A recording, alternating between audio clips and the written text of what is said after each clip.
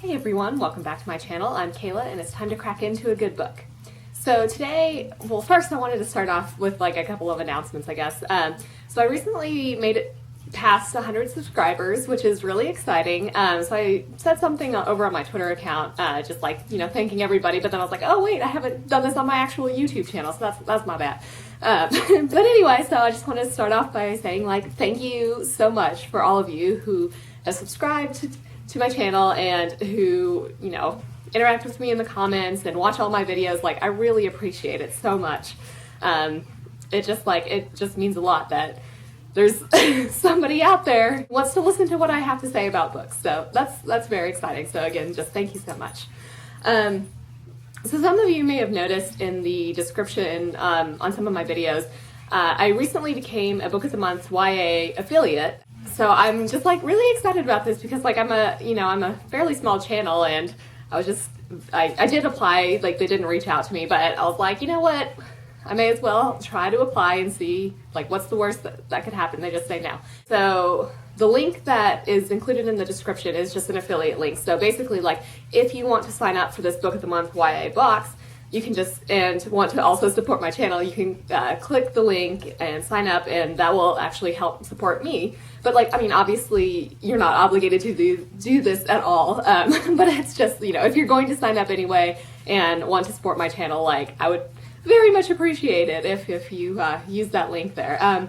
But yeah, so I think basically what happens is they give you a choice of 5 different books to choose from, and like I have seen the September boxes, and I mean I have chosen my box, I haven't received it yet, but the selections were actually pretty good, so I'm excited for that. And currently I think they have a promotion on their website, and I'm pretty sure the code is still GROW, G-R-O-W, all caps.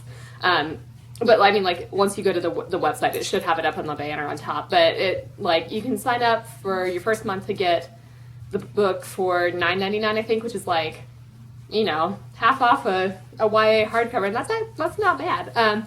I think normally it's like $15 a month, but that's still, you're still saving some money on some YA hardcovers here.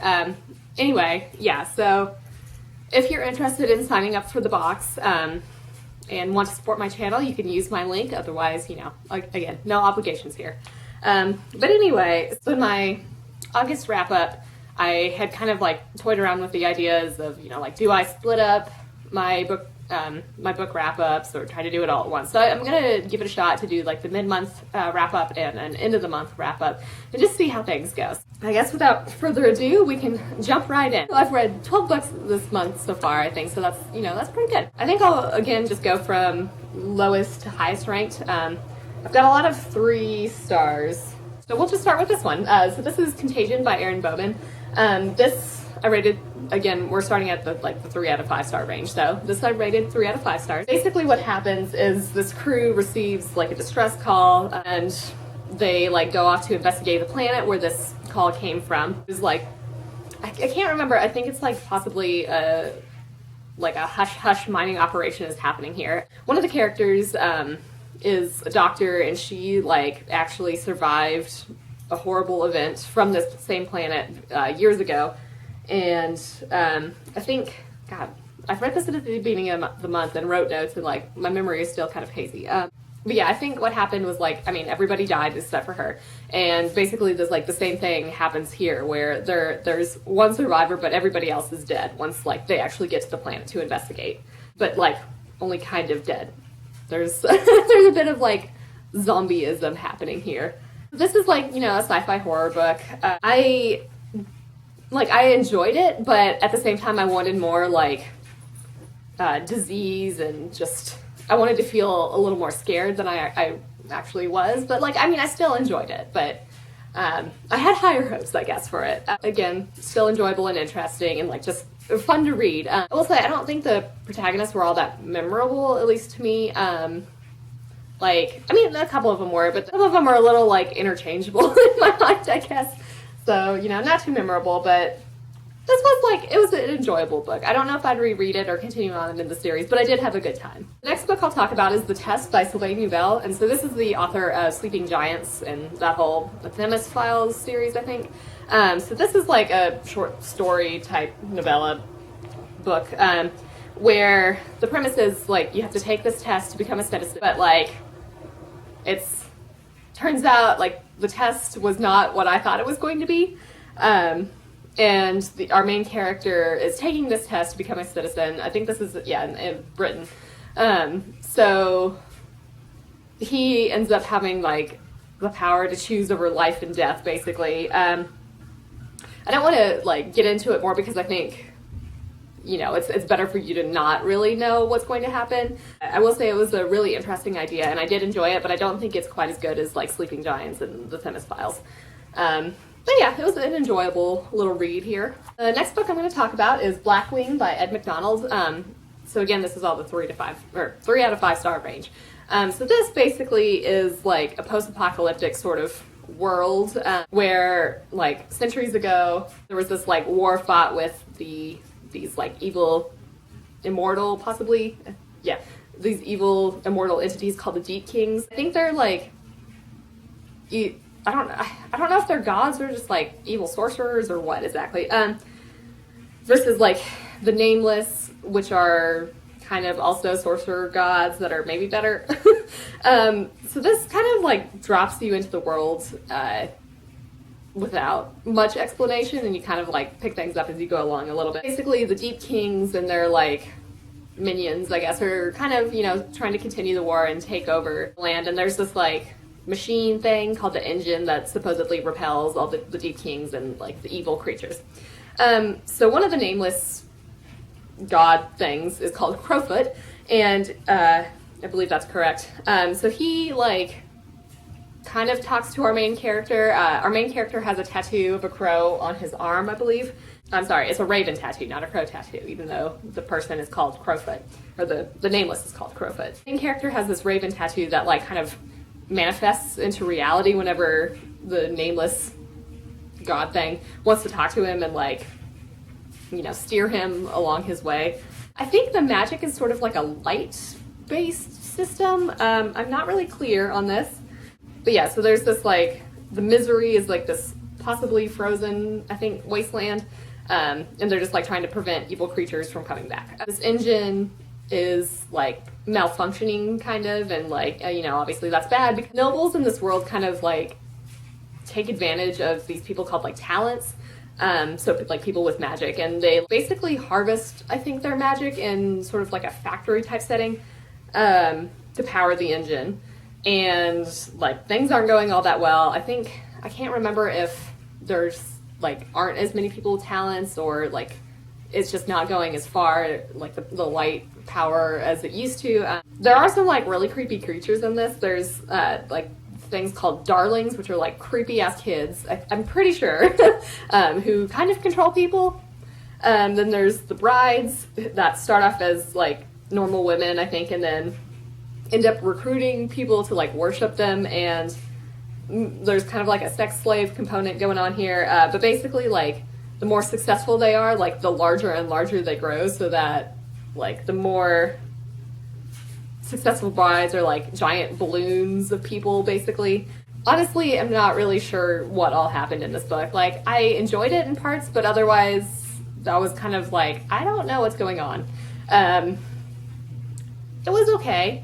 I'm glad I read it. I don't know if I'm going to continue on in the series, so I think like if you're interested in it, it's sort of like a grimdark type of book. I would maybe pick it up from the library and see what you think. Like, maybe you'll have better luck with it than I did, and like, be able to get used to the world a little bit more quickly than I did.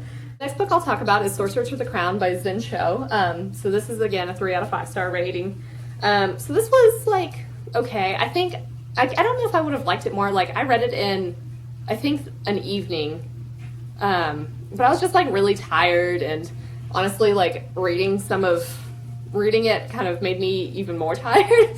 It's sort of like written almost like a Jane Austen novel, which like I think is kind of the intent, because it's set sort of in the same era in England. Basically, one of our main characters, Zacharias, is the Sorcerer Royal. He is trying to investigate why magic in England is like drying up. His predecessor died, and everybody else thinks that he's the one who murdered him.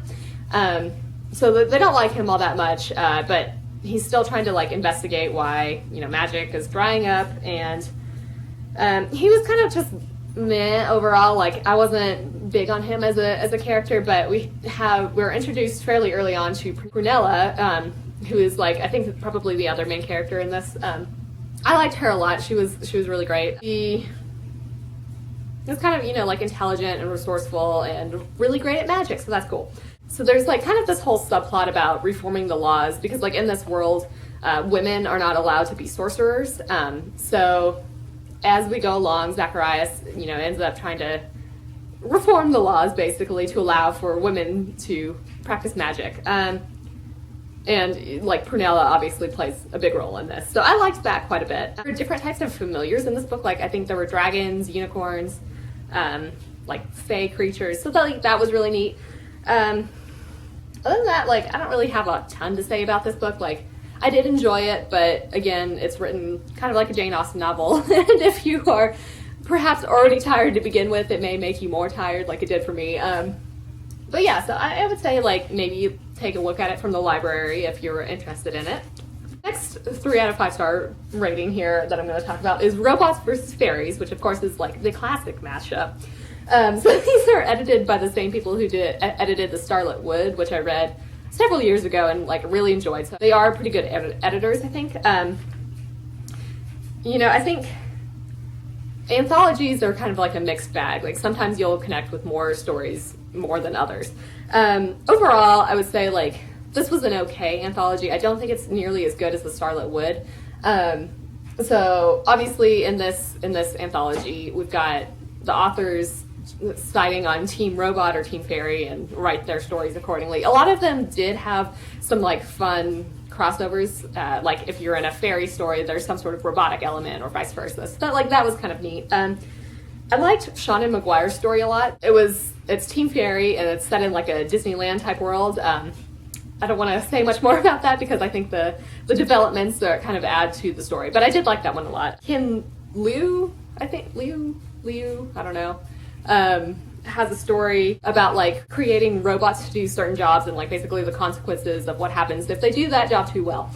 I did like that one a lot. I think Tim Pratt had a story about like a human in charge of a fairy library, and I liked that one. Kat Howard had a story about like a banshee who must save her roommate and like basically has the power to kill people with her singing voice, so that was kind of fun. Jim C. Hines had a story where Tinkerbell was basically evil. So like, I mean, there were a lot of cool ideas, but overall a lot of them were just like meh, or like I didn't really quite understand what was going on. There were several Pinocchio retellings for some reason. I don't exactly know why, but that came up multiple times in here. Yeah, I mean, overall, it was an okay anthology. Not my favorite. If you're really interested in it, I think just maybe pick it up from the library because, you know, some of these stories you'll like more than others is my guess. So now we're kind of in like the 3 to 4 star range, and I'm just going to talk about the next 3 books together because they are books 2 through 4 of a series. So this is the Jacobi series by William Ritter. So we've got Beastly Bones, which is the second one. Well, okay, so the first book is called Jacobi. We've got Ghostly Echoes is the third, and then The Dire King is the fourth. So we'll start with Beastly. I'm like dropping all the books over here. We'll start with Beastly Bones. So, okay, so basically, like, this Jacobi series is sort of like a Sherlock Holmes retelling where our Sherlock Holmes character is Jacobi, and he like is a seer and can see like all these magical creatures and whatnot. And so our Watson character is Abigail Rook, and she is like the more grounded individual of the pair between of Jacobi and Abigail. So she's the one who like takes notes and like notices sort of like the everyday occurrences to help solve all these murders and mysteries and whatnot. So she's really great. I like her a lot. I think the first book, like we're introduced to these characters. Abigail wanted to become a paleontologist, I think, but like her father was like, no, that's not like suitable for women, and so she kind of ends up running away and like making her own way in the world, and ends up, I think they're in New England somewhere. Yeah, New England, somewhere in New England. and teams up with Jacobi, and like, you know, in the first book they solve a murder and things happen. So in the second book, we are investigating some mysterious deaths. The beastly bones are dragons, so that's kind of cool. Throughout these books, we kind of have little tidbits of plot development that kind of lead up to the last book of, like, you know, fighting the big bad. There are shape-shifting creatures that basically, like, when they eat something, they take that shape. So that, like, that's kind of a fun little creature that comes up in this. So these bones at this archaeological dig go missing, and people start dying, and so Jacobi and Abigail go out to investigate. So we'll just stop there for that. So I think all of these are kind of between the 3 and 4 range. Like, I think on Goodreads I rated book 2 and 4 3 stars, but books 1 and 3 4 stars. So, like, I don't know, I kind of debated on this, like, they're all kind of somewhere in that range. Like, I did enjoy all of them. So the third book is Ghostly Echoes. So this, we have one of the side characters, Ginny, is a ghost, and she was, like, murdered way before book 1 even started. So in this book, we're trying to actually solve her murder. So they're searching for her fiance, who goes missing the night that Ginny dies. This ends up going to the underworld, which is what really cool. I liked everything that had to do with that that whole journey. Again, just like we're solving a little mystery, and it kind of is still building up to the final book, book 4. So that's probably all I'll say about this one, just because, you know, like, I don't want to spoil the plots for the previous books. But yeah, so then we have book 4, the end of the series, which is the Dire King. This is like kind of the ultimate showdown with the big evil character. I really liked the ending. Like, it was a little predictable how it was going to end, but, like, I'm still so glad that it ended that way. Like, it made my heart happy. But yeah, like, Abigail continues to be awesome. I do like Jacobi, but not nearly as much as Abigail. But yeah, like, all of this series is, I mean, it's not like high literature by any means. But it's just like a really fun, easy to read series that's basically supernatural Sherlock Holmes. So, like, sometimes you just need something like that. But yeah, I would actually pick this series up. It turns out, I think this is actually published in Chapel Hill, which is kind of cool, you know, North Carolina publishing.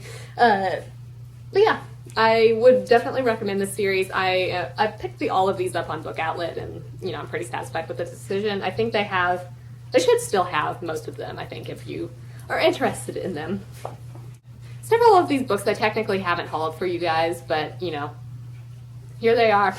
I read them. So the next book I'll talk about is House of Salt and Sorrows by Erin A. Craig. So now we're in, like, the actual 4-star range rating. So obviously I rated this one 4 stars. This is the one that's a dark retelling of the 12 Dancing Princesses. So Anna Lee is our main character, and the book starts off with Anna Lee attending the funeral of one of her sisters.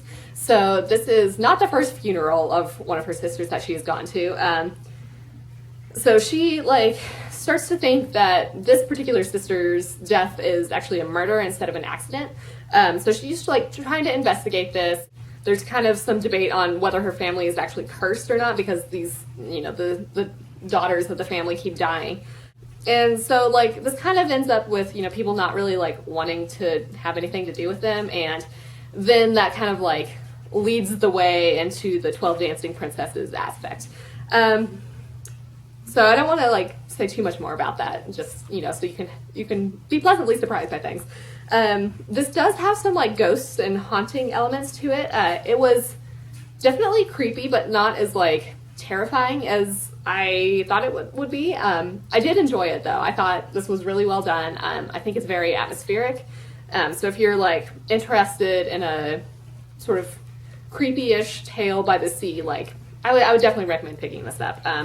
There is, like, a whole storyline with a love interest, but, like, you know, I think it was pretty well done. I did enjoy that. I liked our main character a lot. She seemed very practical and very kind. Yeah, I don't want to spoil things, so we'll just kind of, like, end it here. I would definitely recommend picking this up, though. The next book I'll talk about is Crown of Coral and Pearl by Mara Rutherford. So this is also a very atmospheric story set at like an ocean setting. So I actually read this right after House of Salt and Sorrows, because I just kind of like wanted to continue the atmospheric ocean settings.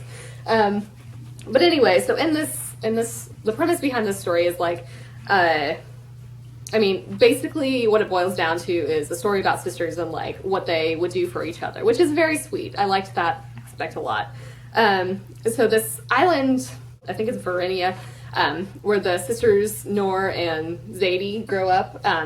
It's kind of poor, and a lot of the like people kind of make a living by diving for oysters, because there's like these really precious pearls. So my camera turned off after like half an hour, which it kind of boggles my mind how I can still manage to talk so much after trying to split up these mid-month reviews. But anyway, so I cut off my whole discussion about Crown of Coral and Pearl, so I'm just gonna like film this and add it in later. They live on this island, Verenia, and it's pretty poor, and like people make a living by diving for oysters, because they have like these really fancy pearls basically that are in high demand. Except we learn that like these pearls aren't getting quite as much money as they used to, so you know people are kind of struggling to make a living. So they send this island sends their most beautiful girl to marry the prince of the ruling kingdom, Alara. So our main character, Nor's twin sister, is chosen for this, I guess, task/honor. But she like experiences a kind of a catastrophic injury, and so Nor, our main character, ends up taking her place. She goes to the kingdom Alara, which is like the castle is set in a mountain. We get both like the mountain and the ocean atmosphere, which are both like very atmospheric. I do think the ocean setting is a little more, I don't know, there's a little more development there, but anyway. So she meets her future husband, the crown prince, and he's like kind of a creeper and like really weird and stuff and just not great. And so she just kind of generally learns that like things are not really as they seem there, particularly in terms of the politics. She is like just trying to do her best to save her people and just like do what's right. So I really liked the main character, Nora. I thought she was like super intelligent and brave. There is a little bit of insta love going on, but I didn't think it was like too egregious and terrible. I did enjoy it. It didn't really feel like a debut novel at all, so I would definitely recommend this. I think there's a sequel that was just announced that is supposed to come out next year. And I think, I don't know, I mean, it feels kind of like a standalone, but I definitely want to see more of that world. But yeah, I would highly recommend it. I give that 4 out of 5 stars. Definitely worth picking up. This is editing Kayla. So when I filmed like that little extra clip to add in about Crown of Coral and Pearl, I didn't realize that my camera had also cut off a bit of the next book, which is Sapphire Flames by Alona Andrews. So I'm just filming this to add in as well. So I rated this one 5 out of 5 stars. So in this world, this is like an urban fantasy kind of paranormal romance, probably more paranormal romance. But in this world, it's set in Texas, but people have various like supernatural powers. We follow Catalina, who is the sister of our main character from the first trilogy, and she is now the head of the house. And she, like the family owns like a private investigation service, and she is hired to find the murderer of her client's mother. And so she has sort of like psychic-ish abilities, like she's a siren basically, so she can like lure people into loving her, which is good but also bad because people will start to get like really obsessive over her and try to harm her because they love her so much. It's not great. So then we also have Alessandro, who is the love interest, and he is the son of like a very powerful house. So he helps with the investigation, but kind of has his own motives. Ooh. So generally in this book, there's magic, mystery, and murder. It was maybe not quite as good as the first trilogy, but I still had a really great time with it. I would definitely recommend this series if you're looking for like a fun urban fantasy / paranormal romance. I don't think you should start here. I think you should start with the initial trilogy, just because like it does help build up this world. Like I'm not sure, it's probably okay to like start here, and like I don't think you would be too confused about what's going on, but like I think it would be better to read the initial trilogy first. Okay, so the last book I'm going to talk about today is Turning Darkness into Light by Marie Brennan. So this I rated 5 out of 5 stars as well. So this is the spinoff of the Lady Trent series, and I'm not sure if we're going to get like a full series or if this is like a standalone spinoff novel, but like I hope we get more in the series. I definitely liked it. This follows Audrey, who is Lady Trent's granddaughter. So she is hired to translate some ancient draconian tablets, which kind of end up being like their epic story of creation. So there's sort of like this mystery aspect, you know, trying to uncover what the tablets actually say. And there's kind of this whole debate, I guess, about like whether the Draconians are people or not, and like if they should receive the same rights as like other citizens. Obviously that kind of creates some turmoil and like conflict because some people think that they should be afforded rights and others don't. So this is actually told in like sort of like diaries, letters, and the translated document. So like that's kind of an interesting format. I didn't think that like it really felt like you were reading any of these things. Like it felt very natural, and it felt like you were still reading like a normal narrative, even though it's like recounted as, you know, letters and like reflecting on what happens and stuff. But yeah, so like again, don't want to get too much into it since this is like the fourth. Well, no, that's a lie. This is a spin-off novel after the initial 5-book series. If you're interested in lady scientists and dragons, I would highly recommend this series. I don't think that this would be a great starting point for the series. I think you should read the initial Lady Trent series first, just to kind of get like the whole background on the world and like be up to date on the events that happen in here. But yeah, it's a really great series. Highly recommend it. It's set like alternate Victorian era fantasy setting. I mean, obviously, like you can tell a lot of it is like particular locations are inspired by the real world, but it's really good. I definitely recommend it. So those are all the books that I have to share with you today. So, you know, 12 books isn't too bad for, I think I'm filming this one, I think today's the 15th. So, you know, not too bad. I'm currently reading The Tiger's Daughter and The Death of Mrs. Westaway. So you'll hear my thoughts about those on like the end of the month wrap up. But anyway, I hope you enjoyed this video. Let me know down in the comments what you think about any of these books. Like, have you read them? Do you think you're going to pick them up? Yeah, I hope you're reading something awesome. If you enjoyed this video, feel free to give it a big like. That would certainly help me out. But I will probably just wrap it up here and see you in the next one.